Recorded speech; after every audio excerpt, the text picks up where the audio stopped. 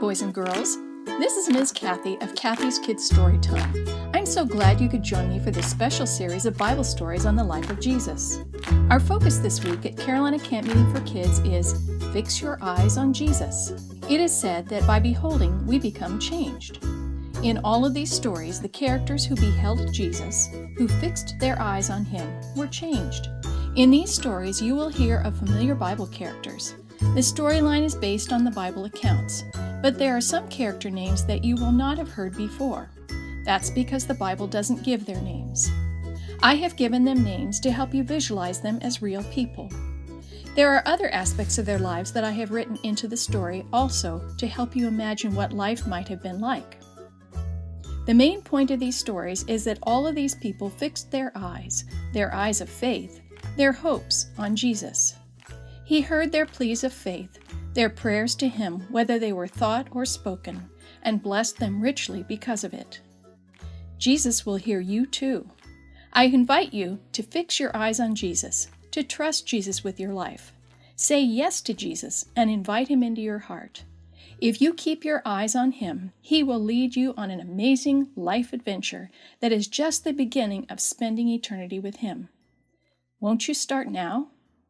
I hope you enjoy these stories. Zacchaeus, the tax collector.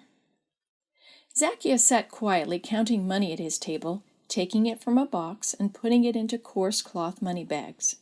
He looked up with a smile of satisfaction and rubbed his hands together briskly.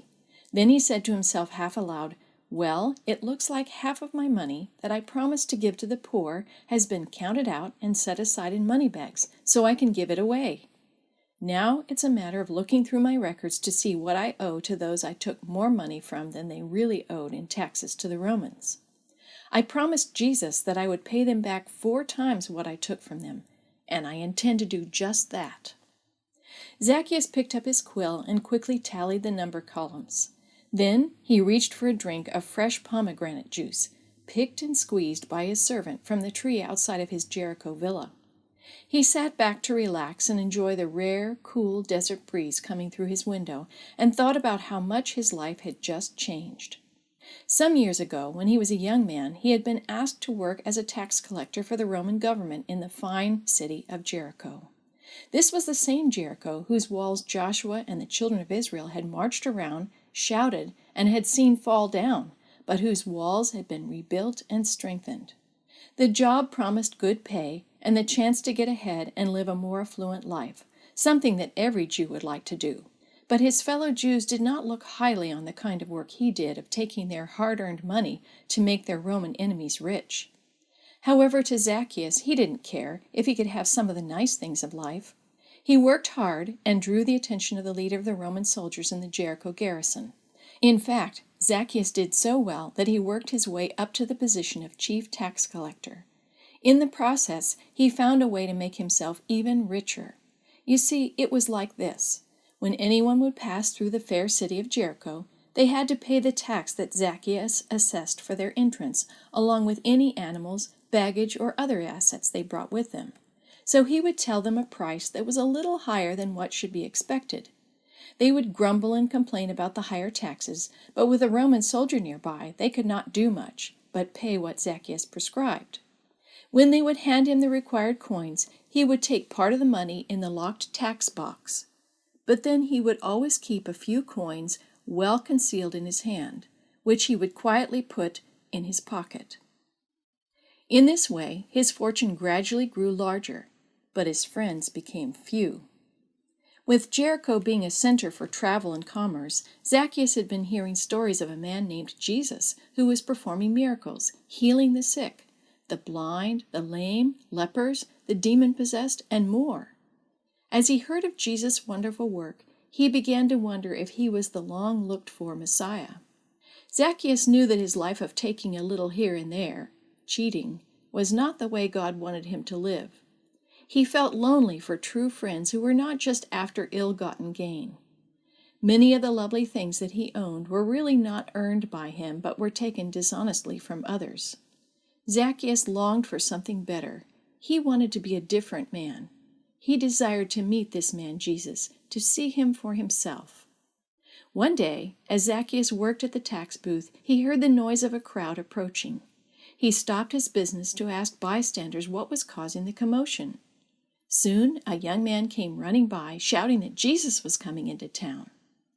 Zacchaeus left the tax booth in the care of the Roman soldier and joined the people heading toward the approaching crowd. But try as he might, he could not see Jesus through the crowd, and he could not see over the people.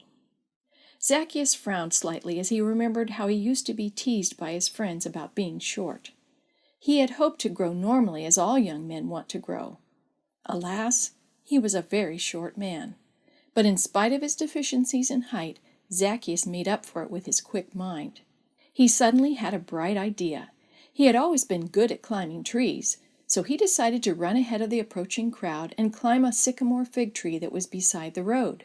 From there, he would have a good view of the crowd, and especially of Jesus. Zacchaeus ran as fast as his legs would carry him, though for an important man like him, to run was undignified. But he didn't care. He realized that the people were not looking at him anyway. They were all looking toward Jesus. Soon, Zacchaeus was sitting up on a broad limb where he could see Jesus coming. As the crowd passed by and Jesus began to walk under the tree, he suddenly stopped and looked up at Zacchaeus. He said, "Zacchaeus, quick, come down. I must be a guest in your home today." Zacchaeus breathlessly climbed down from the tree. "Jesus, a guest in my home," he thought. "Today?" The crowd around Jesus grumbled and showed their displeasure, saying, "He has gone to be the guest of a notorious sinner." In spite of the reaction of the crowd, it was with great excitement, joy, and fanfare that Zacchaeus brought Jesus to his home and had his servants prepare a delicious meal to serve to him. While waiting for the food to be ready to eat, Zacchaeus talked with Jesus and felt impressed to share with him what was on his heart. He stood up before Jesus and told him that he would give half of his wealth to the poor, and if he had cheated people on their taxes, he would give them 4 times as much. Jesus encouraged Zacchaeus by saying, "Salvation has come to this home today, for this man has shown himself to be a true son of Abraham. For the Son of Man came to seek and to save those who are lost."